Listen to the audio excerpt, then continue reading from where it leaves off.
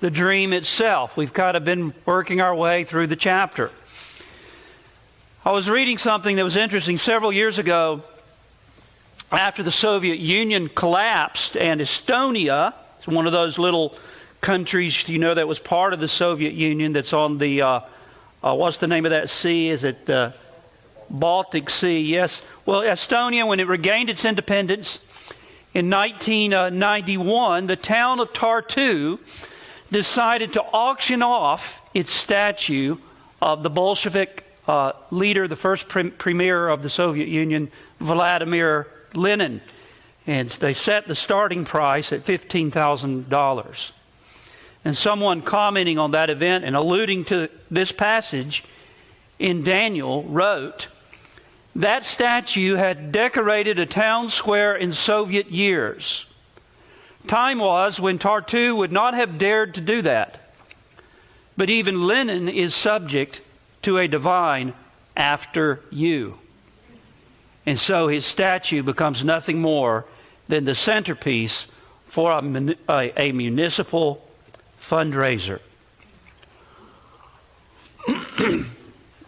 And indeed, so it is for the kingdoms of men and the rulers of this world, as we're reminded by Nebuchadnezzar's vision in our passage this morning. Now, let me just briefly review where we've been in our study of this chapter so far. For those of you who may not have been with us, very, very brief review. Nebuchadnezzar, the pagan Babylonian king, had destroyed Jerusalem and the temple and carried away the Jews into captivity.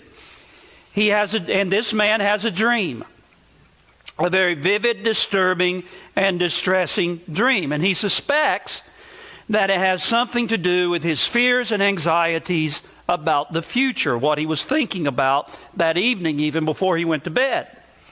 So he calls together his chief counselors and prognosticators, and he wants them to provide him with the interpretation of the dream. And then to prove their worth, they must also tell him the dream also.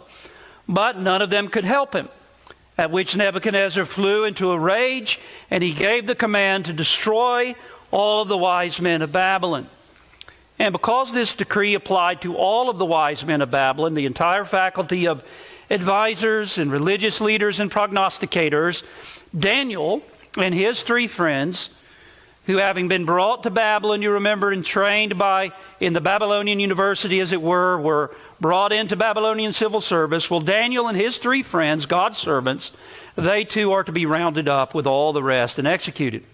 But then after a number of circumstances, Daniel and his friends pray to God about this dilemma, and God reveals to Daniel the dream and its interpretation. And then after giving praise to God, Daniel is taken in before the king. And you remember, as we saw last week, that he first gave a few preliminary remarks to the king, a little sermon that he preached to the king. And now finally this morning, we come again to the part of the chapter that many of you have been waiting for. In verses 31 to 45, Daniel tells the king the dream and its interpretation. So that's where we take up this morning. Now, his telling of the dream and its interpretation, it really divides itself into two parts. First, in verses 31 to 45, Daniel tells the king the summary, or he summarizes the contents of the dream. So we have the contents of the dream. In verses 36 to 45, we have the interpretation of the meaning of the dream. But here's the way I want to approach this and to open this up. First of all, we're going to look at Daniel's description of what Nebuchadnezzar saw in his dream as a whole. He kind of gives this summary description of what he saw as a whole in verse 31. And then we're going to consider each part and its interpretation. In that order, we're going to look at the head of gold and its interpretation, the chest and arms of silver and their interpretation, the belly and thighs of brass and their interpretation, the legs of iron and the feet, with feet part of iron and part of clay and their interpretation. And then we'll consider the stone that struck the image, that grew into a great mountain and filled the earth, and its interpretation. And that last part, we're just going to barely